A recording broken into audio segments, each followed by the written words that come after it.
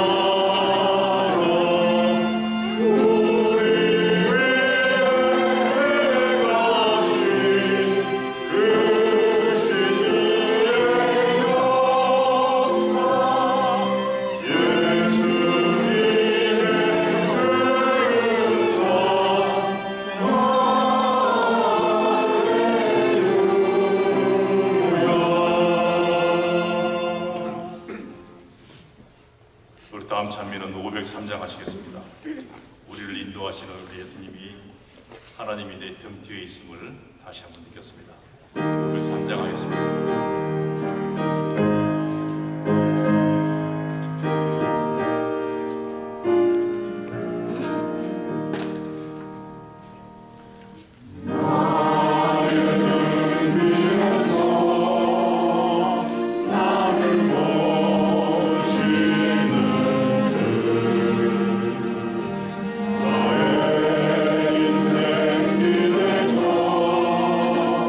지치고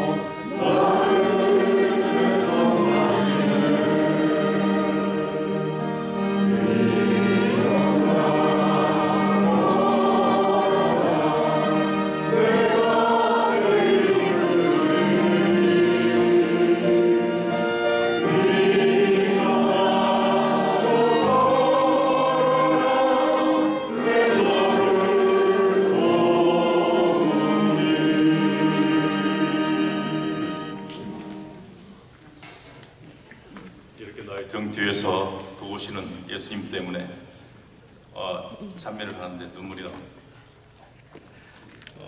여러분도 그러시리라 믿습니다. 그 힘으로 이 좋은 자리에, 이 좋은 곳에 와 있음을 생각할 때 다시 한번 하나님을 영광을 돌릴 수밖에 없습니다.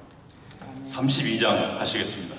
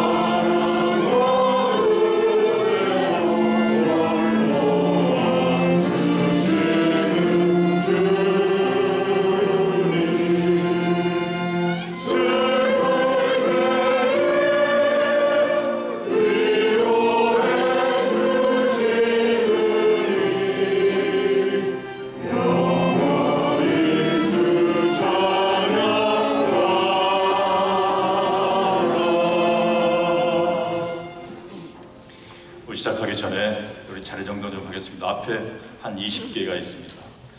뒤에 앉지 마시고 이왕이면 앞으로 오시면 더 저희가 잘 보일 것 같습니다. 앞으로 좀 더 나와주시기 바랍니다. 뒤에 계속 의자 놓지 마시고 앞으로 오시면 더 좋을 것 같습니다. 앞에가 많이 비어 있습니다. 보시기 바랍니다. 우리 504장 하나 더 보겠습니다. 504장입니다. 우리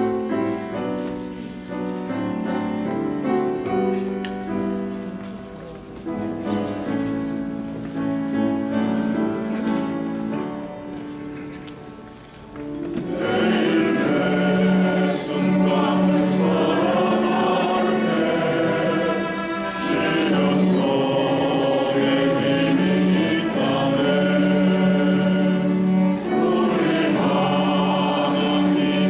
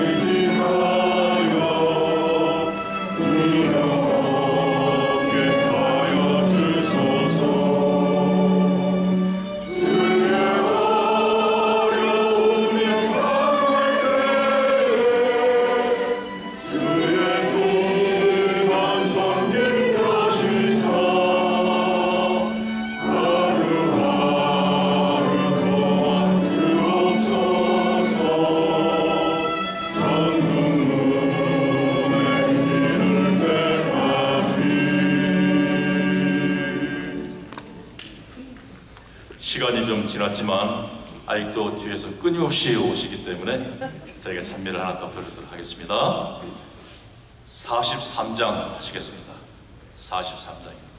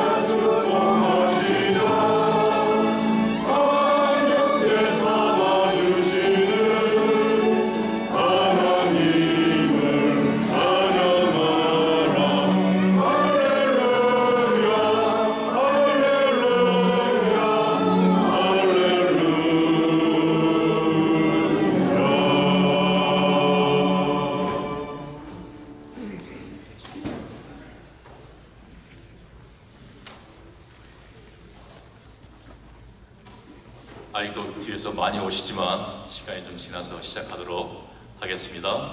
우리 다 같이 묵상기도 하고 새벽 기도회를 시작하도록 하겠습니다. 다 같이 일어서셔서 저찬미 508장 부르시겠습니다.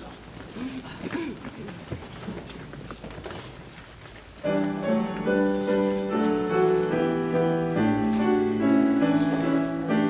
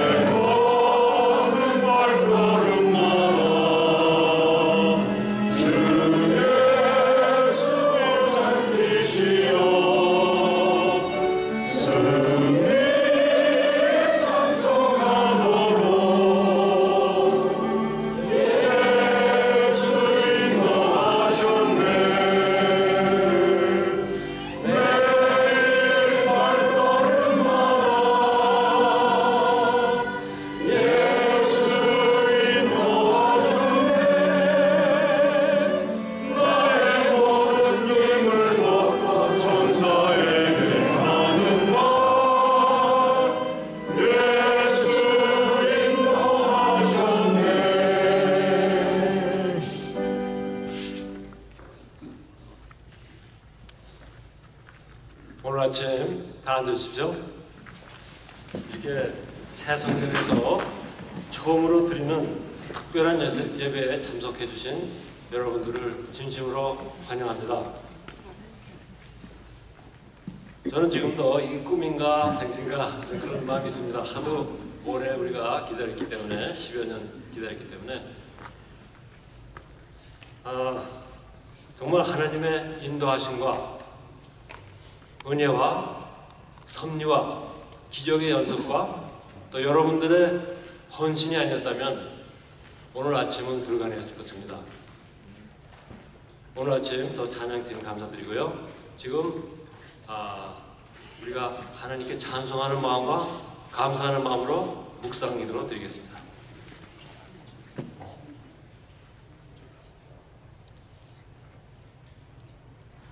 아멘.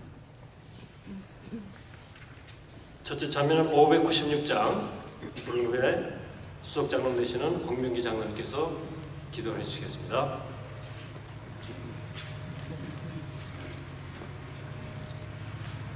(596장입니다)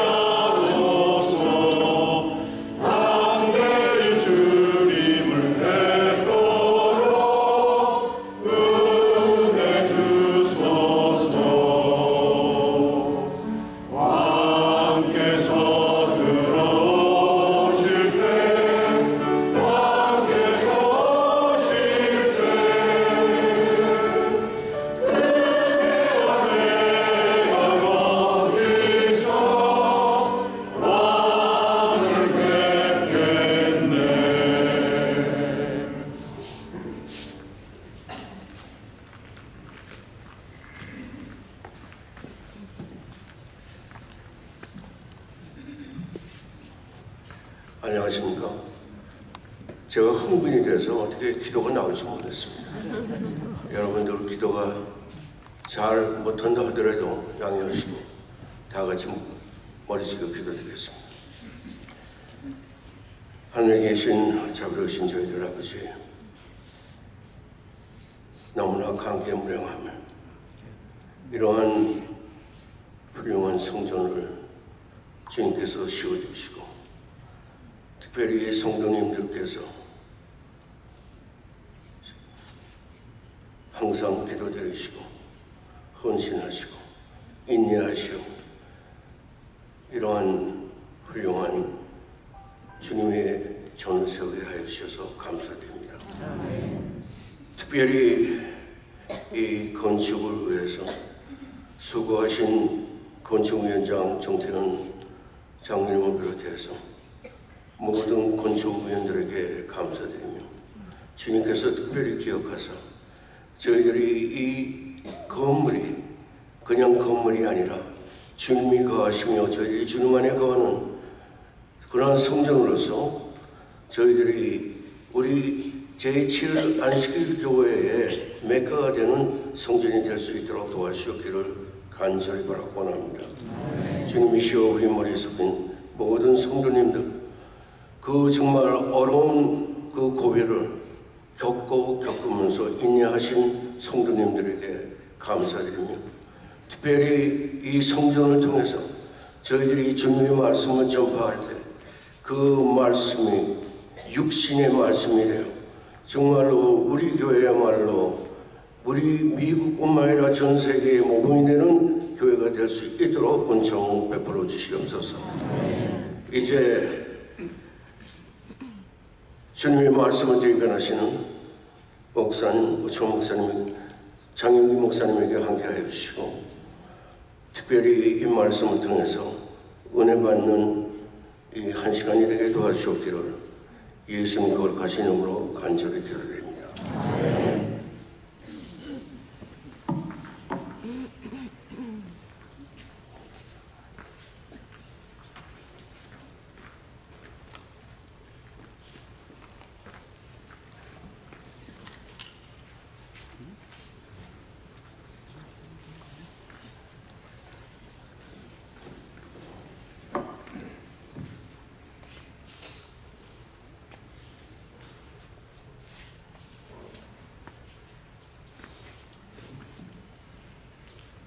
좀 의례적이라고 느끼실지도 모르겠지만 인사를 좀 드리고 시작하겠습니다.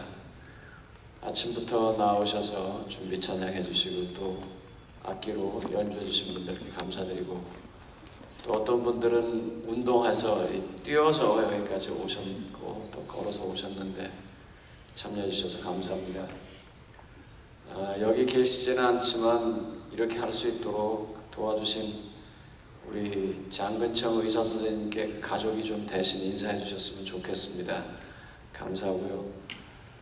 앞에 계셔서 인사 받으시기가 좀 그러시겠지만 그래도 여전히 홍 장로님 정말 감사합니다. 크게 도와주셔서 저희가 이렇게 할 수 있었습니다. 그리고 이름이 잘 안 나오는데 사실은 제일 고생하는 사람 중에 한 사람입니다. 우리 저스틴 어디 있습니까? 나갔어요? 하여간 교회 그 거의 현장 소장처럼 일을 해주셨습니다. 고맙고요. 그 다음에 우리 구박댕이 임기성 장로님 정말 브로더처럼 이곳저곳에서 앞뒤 안 가리고 일해주셔서 너무 감사합니다. 이렇게 다 사연이 있어서 이렇게 되었고요. 아마 헌금에 참여하고 기도에 참여하는 우리가 이 사연을 들으면 기가 막힌 분들이 여기 굉장히 많이 계십니다. 그분 모두에게 한 분도 빼놓지 아니하고 하나님의 축복이 꼭 임하시기를 바라겠습니다. 그리고 그런 여러분들의 노력 덕에 여기까지 왔습니다. 그래서 이렇게 인도해 주신 하나님께 먼저 크게 아멘으로 감사하겠습니다. 아멘. 정말 감사합니다. 에스더서 9장 22절로 23절에 보면 다음 얘기가 나옵니다. 이달 이날에 유대인들이 대적에게서 벗어나서 평안함을 얻어 슬픔이 변하여 기쁨이 되고 애통이 변하여 길한 날이 되었으니 이 두 날을 지켜 잔치를 베풀고 즐기며 서로 예물을 주며 가난한 자를 구제하게 하매 부림절에 관한 날입니다. 뭐 여러분들 다 아시죠? 부림절이라는 말은 히브리어의 푸르라는 말의 복수형입니다. 제비를 뽑다 그런 말입니다. 이스라엘 백성의 삶과 죽음에 관한 제비 뽑히는 날이었었습니다. 잘 아시는 것처럼 아닥사스다스가 만약에 하만의 말을 들었다면 모두가 다 죽는 것이고, 아닥사스다스가 에스더의 말을 들었다면 하만 하나가 죽습니다. 그런데 다행히 하나님의 도움에 의해서 에스더와 모르드게에 의해서 이스라엘 백성이 구원받습니다. 그날을 기념한 날이 부림절입니다. 그래서 이 사람들은 부림절 날이 되게 되면은요, 이틀을 축하했습니다. 그리고 여러 가지 행사를 했는데 그 중에서 뭘 했냐면 에스더서 전체를 읽는 걸 했습니다. 유대인들이. 그 중에서 에스더서 8장 15절 16절 10장 3절 9장 17절 22절 그리고 마지막으로 9장 22절로 23절은 다 같이 읽었습니다.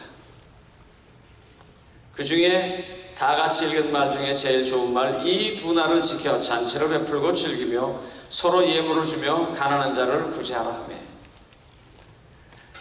어제 제가 마지막으로 이제 제 사무실을 한번 더 돌아보고 빈 사무실을 사진을 이렇게 찍었습니다. 그리고 나오는데 못 나오겠어요.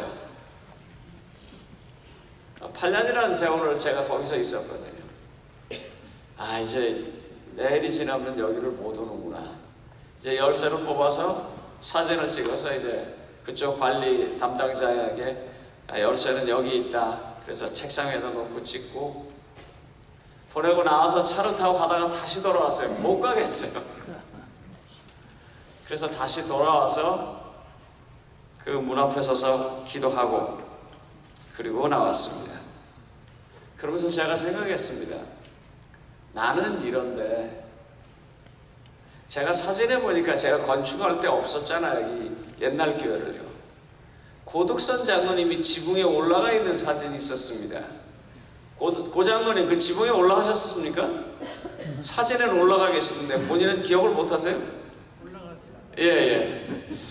떠나는 고 장로님의 마음은 어떠실까? 또 이렇게 뒤로 돌아오다 보면은요, 우리 영어부 예배당의 뒷자리에 의자들이 쭉 놓아 있습니다. 그거 가져오려고 그랬는데요, 그분들이 그거 거기다 놔달라고 그래서 거기다 놔뒀어요.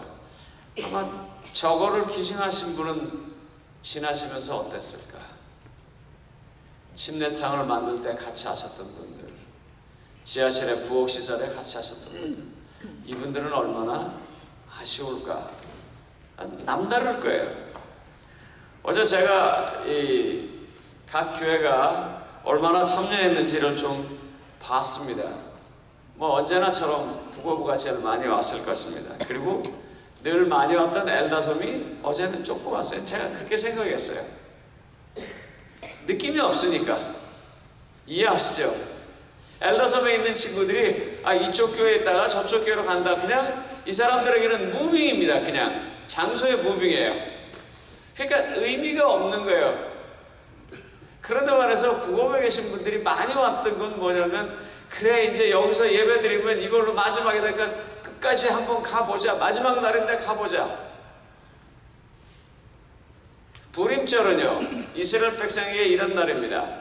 마치 3.1절에 1919년 3월 1일 날 만세운동을 하던 모든 사람들이 우린 그러고 끝났습니다. 그냥. 그런데 부림절은요, 그 만세운동을 해서 드디어 독립을 쟁취하고 국가가 세워지는 것 같은 그런 날을 말하는 것입니다. 그러니까 얼마나 의미 있겠어요. 사람들에게 있어서 시간은 다 똑같습니다. 어제 18일, 오늘 19일, 내일 20일 다 똑같습니다. 그냥. 그런데 그 날마다 사람들에게 의미가 있으면 그때부터 크게 자기 속에 의미가 있는 거예요. 어떤 사람은 생일이라 의미가 있고, 어떤 사람은 자기 사랑하는 연인을 거기서 만나서 의미가 있고. 저는 이 교회를 시작하면서 바로 그와 같은 의미를 하나님과 함께 만들어 나가기를 바랍니다. 오늘 이와 같이 다 오셔서 이 새로운 성전에 들어왔을 때 단지 새로운 건물에 들어왔다는 것은 아무 의미가 없습니다. 바로 여기서부터 시작해서 하나님을 만나는 어떤 의미가 있어야 하는 것입니다. 부림절에 유대인들은 이와 같은 일을 했습니다. 공식적으로 회당에 다 왔습니다. 그래서 이틀 동안 꼼짝없이 회당에 있었습니다. 그게 부림절의 한 첫 번째 일입니다. 두 번째는요, 참 여기서부터 의미가 있어요. 뭐가 있냐면요, 가까운 친지들에게 선물을 보냈습니다. 부림절에는요. 우리 마치 추석에 떡을 돌리는 것처럼 가까운 친척들에게 선물을 보냈습니다. 더 의미가 있습니다. 세 번째는 뭐냐면요, 자기가 정해놓은 가난한 사람 2명 이상에게 꼭 자선을 베풀었습니다. 부림절에는요. 그리고 네 번째로 부림절에는요, 부림절 음식, 제가 이게 뭔지 잘 모르겠어요. 이 부림절 음식을 갖다가 만찬으로 먹었습니다. 아마 제가 알기로는 다음 안식일에 우리가 주방이 이렇고 식당이 이래서 어떻게 할까 하는데 파트락부에서 아니다, 또 여러분들이 아니다, 그래서 그날은 아마 우리가 잔치가 있을 것입니다. 아마 어떤 분은 그때 떡을 내겠다고 저한테 또 말씀을 하셨어요. 한번 제가 생각해 봤습니다. 우리에게 어떤 의미가 있을까? 어제 우리 권혁동 장로님께서 나오셔서 그 40여 년의 역사를 얘기하는 가운데 제 마음에 제일 들어왔던 게 윤원길 장로님께서 청년을 키워야 된다라고 말하면서부터 해서 준비해서 이 40여 년 동안 영어부를 성장시킨 것이 저한테 굉장히 와닿았어요. 맞아, 그런 걸 해야지. 그래서 그 영어부에 조그만 어린아이들이 지금은 자라서 이 교회에 아주 중견의 장로님들이 되었고 리더들이 되었습니다. 그래서 영어부의 아이들을 키우고 이끌면서 나가고 있습니다. 국어부는 그와 같은 일을 하면서 의미가 있었습니다. 영어부가 자라서 커지고 커지면서 드디어 그들의 자녀들을 또 키워가는 훌륭한 지도자가 되는 것을 보는 것을요. 저는 아마 엘다섬에 있는 장로님들이 그 키친을 떠나면서 느낌이 남달랐을 것 같아요. 왜요? 매 안식일마다 거기 오는 학생들에게 어떤 때는 라면 떡볶이, 어떤 때는 냉면, 어떤 때는 장터국수 하면서 그런 사연들이 거기 있었습니다. 부림절에 이와 같이 모이는 것처럼. 그런데 생각해 보세요. 우리는 부림절에 별 관심이 없습니다. 2018년 부림절은요, 2월 28일과 3월 1일입니다. 근데 우리 모르고 지나갔어요. 그리고 알 이유도 없어요. 왜요? 우리하고 아무 느낌도 사연도 없기 때문입니다. 그런데 우리는 3.1절 되면 텔레비전에서 만세운동하는 어떤 종류의 이야기가 나오고, 광복절 되면 또 그런 게 나오고, 6.25가 되면 어떻게 해요? 전쟁에 관한 영화 한 편쯤은 돌립니다. 그리고 이야기해요. 우리의 부모님들이 6.25 때 어떤 고생을 했는지, 피난 갈 때 무슨 일이 있었는지, 누구는 거기서 왜 잊어버렸는지, 그렇게 사연들이 있습니다. 오늘 이와 같이 여기 우리가 150석을 만들었는데 모자라서 계속 놓고 그래서 중간중간에 비었다고 생각해도 거의 200명 가까이 지금 사람이 오셨습니다. 우리 성도님들이. 그냥 새 건물 첫 예배 드리니까 그냥 온다, 그런다면 it doesn't have any meaning. 아무 느낌도 의미도 없어요. 그런데 바로 이날을 기점으로 해서 하나님과 어떤 사연을 만들어 간다면 거기서부터 이제 새로운 역사가 시작되는 것입니다. 성경에 보면 그와 같은 새로운 역사가 있는 일이 있습니다. 사도행전 3장 11절에 보면은요, 사도행전 3장 11절에 잘 아시는 얘기입니다. 내가 은도 금도 없지만 예수 그리스도 이름으로 명하노니 일어나 걸어라 하면서 안진뱅이를 일으켜 놓고서는요, 그 일으킨 안진뱅이와 함께 제자들이 어디로 가냐면 사도들이 나은 사람이 베드로와 요한을 붙잡으니 모든 백성이 크게 놀라며 달려나가 솔로몬 행각이라 불리우는 행각에 모이거늘 예루살렘 성전 가운데 한 군데 있는 솔로몬 행각에 갑니다. 아까 홍 장로님 기도하시라고 그랬더니 나와서 간격이 벅찬다고 그러셨죠. 이 새로운 건물이에요. 왜냐하면 여기에 쏟아놓은 사연이 있기 때문입니다. 그러면 과연 베드로는 솔로몬 행각에서 어떤 사연이 있었을까요? 요한복음 10장 15절에 보면 아버지께서 나를 아시고 내가 아버지를 아는 것 같이 나는 양을 위하여 목숨을 버리노라. 그 말을 솔로몬 행각에서 했습니다. 요한복음 9장에서 평생 앞을 보지 못하는 장님을 고칩니다. 그런데 그걸 고쳤다고 해서 유대인들이 뭐라고 말해요? 예수님을 죽이려고 해요. 네가 왜 안식일에 고쳤냐? 하나님께서 일하시니까 나도 일한다. 나와 하나님은 생각이 같아, 뜻이 같아. 그래서 나와 하나님은 하나다라고 말했어요. 절대로 그 말이 예수님이 자기 자신을 아주 교만하게 높여서 하나님의 자리에 있다는 말이 아닙니다. 하나님과 내가 한 뜻에 서 있다는 것입니다. 우리가 무슨 일이 있을 때 서로 의견이 다르고 그럼 뭐라고 말해요? 아, 직원회에서 그렇게 결정했다고 그렇게 말하잖아요. 그럴 때 얘기가 같이 돌아가는 것입니다. 직원의 뜻이 지금 이 일이라고 말하는 것처럼 나와 아버지는 하나라고 하는 말은 지금 이 앞을 보지 못해서 답답하고 힘들고 이 사람에게 진정한 안식을 주기 위해서 그의 눈을 띄우는 것은 하나님의 뜻이다라는 얘기를 하는 것인데 그것 때문에 예수님이 결국은 십자가에 죽습니다. 그것 때문에.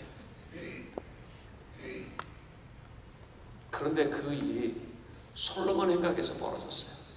그래서 솔로몬 행각에서 그 일을 하고 난 다음에 예수님이 말씀하시는 거예요. 나는 양을 위해서 목숨을 버린다. 그 솔로몬 행각에 베드로와 요한이 안못 보는 사람과 함께 왔습니다. 그리고 사람들이 왔어요. 그때 베드로의 가슴이 어땠을까요? 아, 예수님의 마음이 이 마음이었겠구나. 예수님의 말씀이 이 뜻이었구나. 그러면서 용감하게 하시는 것처럼 위대한 설교들이 그때서부터 베드로의 입을 통해서 계속해서 나오는 것입니다. 이제 아마 우리 달리기 하는 팀들은 뛰면서 예전에는 그냥 지나갔던 이 자리에 들어오실 겁니다. 알려드릴게요. 저희가 이게 5시 반서부터 알람이 풀립니다. 그러니까 5시 반 전엔 여기 오시면 안 됩니다. 열 수도 없고 열면 알람이 터지게 돼 있어요. 이제 저희가 다 짓고 나서 다시 세팅을 하면 또 달라지겠습니다만 그때까지는 그렇습니다. 뛰고 지나가면서 사연을 좀 만드시기 바랍니다. 내가 저 교회에서 하나님을 향한 어떤 일이 있을까? 옛날 일을 생각해 봤습니다. 30대 중반 약관의 나이에 하나님의 교회의 일부분을 맡았습니다. 대방학원이라고 하는 3도 빌딩 2층 전체를 빌려서 교회를 개척하고 학원을 운영할 때였었어요. 그때 이 빌딩을 빌려준 사람이 처음에는 아무도 안 들어와서 우리를 빌려줬는데 학생이 너무 많은 거예요. 학생이 거의 1000명 가까이 됐으니까요. 그러니까 경비실에서 맨날 난리예요. 이 앞에 있는 뭐 예를 들면 그 신발 털고 들어가는 거 있잖아요. 그런 게 하루만 지나면 새까매집니다. 1000명이 왔다 갔다 하니까 그렇지 않겠어요? 매점에 있는 사람은 너무 좋아합니다. 학생이 들어오면서부터 물건이 잘 팔리니까요.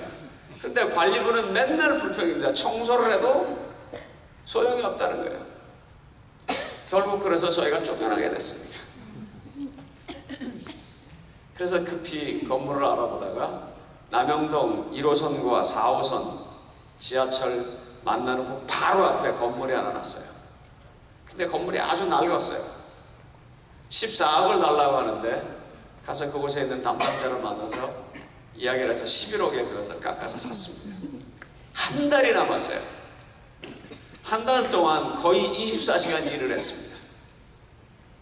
보통 새벽 5시나 가가지고 밤 12시 정도까지 일을 했어요. 그래서 한 달 만에 그걸 다 리모델링을 하고, 한국은 그렇습니다. 그냥 막 밀어붙이고 막 합니다. 그래서 죽어라고 다 해놓고 놨더니요, 이건 한국입니다.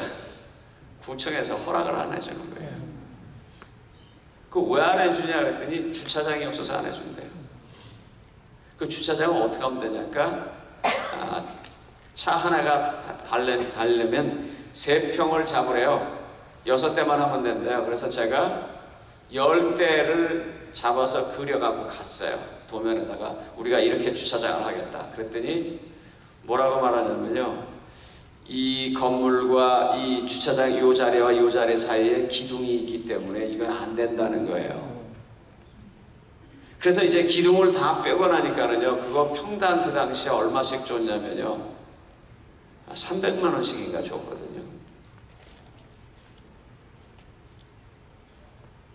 건물의 아래층이 반이 나가는 거예요, 주차장으로요. 그래도 그렇게 그려갔습니다.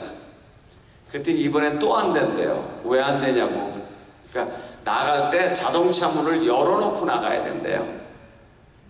화재나 그런 게 있을 때 급하게 나가기 때문에 문이 이렇게 닫혀놓고 나가는 게 아니라 문이 열고도 돌아야 되는데, 문을 열고 돌려면 이 기둥과 기둥이 걸려서 안 된대요. 결국 뭐냐면 안 되는 거예요, 이게 보니까요. 그때 제가 이렇게 약간 정신을 잃었던 것 같아요. 너무 화가 나가지고. 아무 말도 안 하고 쳐다봤는데요, 갑자기 공무원이 그러는 거예요. 선생님, 제가 그러는 게 아니고 우리나라 법이 그렇습니다. 그래서 뒤로 가는 거예요, 이러고요. 제가 너무 화가 나니까 눈에서 아마 불이 났던 모양인가 봐요. 그래서 선생님, 제가 그러는 게 아니고 우리나라 법이 그렇습니다. 우리나라 법이 그렇습니다. 그러면서 이 뒤로 가더라고요. 그때 제가 다시 정신을 차리고, 그럼 어찌하면 좋겠어, 내가 그랬어요. 내가 당신한테 아무 이유도 묻지 않을 테니까 어찌하면 좋겠는지 이야기만 해라. 그랬더니 명함을 한 장 주더라고요. 그러면서 이렇게 말해요. 저희 구청 건축과 과장으로 계시다가 요 앞에서 개인 사무실을 냈는데 그분한테 가시면 도와주실 겁니다. 그래서 제가 그 명함을 들고 찾아갔어요. 어떻게 오셨냐 그래서, 구청에 있는 누구 계장이 보내서 왔습니다. 이 명함 때문에 왔습니다. 그리고 사정 얘기를 하고, 아무것도 걱정하지 말고 면허만 내주십시오. 나머지는 제가 다 알아서 하겠습니다. 그랬더니 씩 웃더니 500만 원만 놓고 가십시오 그러더라고요. 그래서 그 자리에서 500만 원을 줬어요. 생각해보세요. 그거 14억짜리 11억 주고 샀는데 500만 원 때문에 못할 수 없잖아요. 500만 원 줬더니 그 다음날 허가증이 나왔습니다. 주차장도 안 하고 뭐도 안 하고 아무것도 안 하고 허가증이 나왔어요. 그래서 내가 물어봤어요. 나중에 이제 다 지난 거니까, 솔직히 말하면 이제 공범이잖아요, 둘이. 어찌 된 거예요? 그랬더니 선생님, 그게 학원으로 하면 안 되고요, 근린시설로 하면은 그 주차장 안 하셔도 돼요. 그 말을 끝까지 안 하고 500만 원을 받고 하더라고요. 제가 그 건물이 어떻겠습니까? 거기 갈 때마다 한 달 동안 죽어라고 일한 추억도 있고, 그런 추억도 있고, 수도 없이 많아요. 하루는 소방서에서 왔어요. 그래서 다 보여줬습니다. 제가 그 건물을 보여줬더니 그분이 한숨을 푹 쉬더니, 선생님이 목사님이라고 그러셨죠? 네. 누가 목사님 아니랄까? 어찌 그래 순진하십니까? 지금 목사님 말대로 하면 목사님네 교단의 제일 책임자가 감옥에 가야 되고, 저희 소방서에 있는 모든 직원들 다 감옥에 가야 됩니다. 그래서 왜요? 그랬더니 저한테 서류를 보여주는데요, 그 건물이 생기고 나서부터 계속해서 소방점검에 다 뭐라고 나와 있냐면 보일러가 없는 걸로 나와 있어요. 보일러가 다 없는 걸로 나와 있어요. 그 올 적마다 돈을 주고 거기는 안 보고 그냥 지나가는데, 전 아무것도 모르니까 다 보여준 거예요. 그걸요. 봤으니 지가 어떻게 해요? 그러니까 이거 어떡하네요?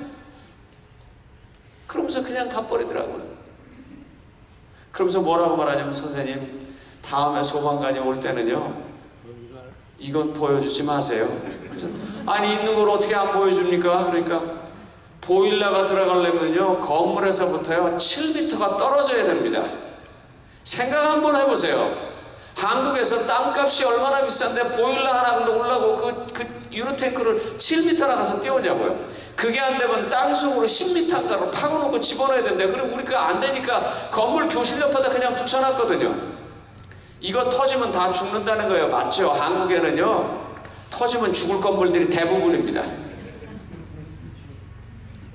그래서 그 소방관하고 서로 쓴웃음을 짓고 헤어졌습니다. 세무서 사람이 와서 얼마나 속을 새겼는지 몰라요. 맨 마지막에 안 돼갖고 국정원에 가갖고 문제를 해결했습니다. 그런 사연들이 쭉 있기 때문에 거기만 가면은요, 옛날 생각이 하염없이 납니다. 그런데 제일 사연이 남는 게 뭔지 아세요? 그곳에서 셀 수 없는 숙대생들을 전도했습니다. 거기 숙명여자대학 바로 앞이거든요, 거기가요. 그래서 그 숙대 대학생 중에 한 분은 목사님이 되셨습니다. 거기서 굉장히 많은 대학생들에서 굉장히 많은 사람들이 목사님이 되었습니다. 그리고 많은 사람들이요, 지금도 한국에 가면 저를 기다립니다. 왜냐하면 그분들이 예수 그리스도를 영접한 기쁨 속에서 살기 때문입니다. 우리는 이 건물에서 그와 같은 사역을 가져야 합니다. 그래서 솔로몬 행각에 베드로가 은과 금은 내게 없지만 내가 가지고 있는 예수 그리스도를 통해서 일어나 걸어라 해서 드디어 예수님을 알게 한 그 사람과 함께 예수님이 서서 십자가에 달려 돌아가실 것이라고 말한 그 장소에 간 것처럼 우리는 그 사연들을 여기서 만들어내야 합니다. 이 장소에서, 저 옆에 장소에서, 저 옆에 장소에서, 어린이 놀이터에서, 주차장에서 우리는 그와 같은 사연들을 만들어내야 합니다. 그런데 이 부림절에 이 사람들이 뭘 했냐면 자기네들이 선물을 주고받는 거 있고 자기네들끼리 예배드리는 것도 있지만 가장 중요한 뭘 했냐면 가난한 사람들을 2사람 이상에게 자비를 베푸는 일을 했다 그랬어요. 설교 말씀을 준비하면서 제가 이 통계를 보다가 깜짝 놀랐습니다. 3.1운동 당시에, 그러니까 1919년 3.1운동 당시에 기독교 인구는 대한민국에서 1.3%에 불과했습니다. 기독교 인구는 약 20만 정도 있었습니다. 오늘날 한국은요, 천주교, 개신교, 그 구교, 개신교를 다 합치면요, 전체 인구의 3분의 1 정도 됩니다. 개신교가 요새 좀 줄어들어서 한 1000만, 1100만, 그 다음에 캐톨릭이 한 800만, 900만, 그래서 거의 2000만 가깝게 됩니다. 그래서 한 5000만 정도 되는, 5000만 조금 넘는 그 교회, 나라의 한 3분의 1 정도 됩니다. 그런데 이 3.1운동 당시에는 그리스도인의 숫자는 1.3%에 불과했는데요. 33명의 지도자 가운데 16명이 기독교인이었습니다. 독립운동 선언하는 33명 가운데 반이 16명이 크리스찬이었었어요.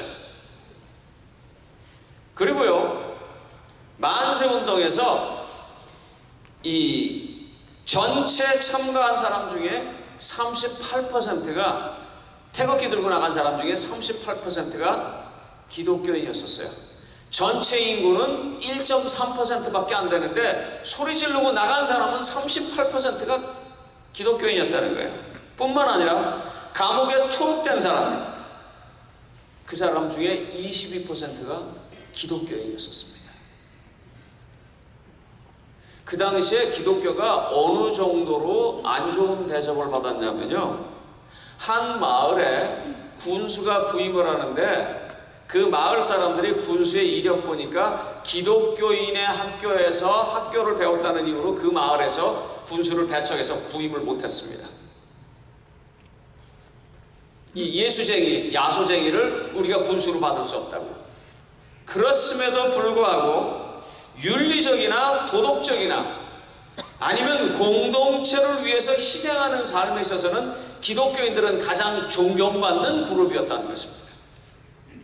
여러분 아시는 것처럼 이 뉴저지 길은 안식일 교회 이 처치 스트리트입니다. 여기 우리 교회가 있고 조금 더 지난 무슨 교회가 있습니까? 필리핀 교회 있고요. 거기서 조금 더 가면 타이 교회 있습니다. 정말 우리는 막중한 책임을 갖고 이곳에서 사연을 만들어 나가야 합니다. 어떤 사연이요?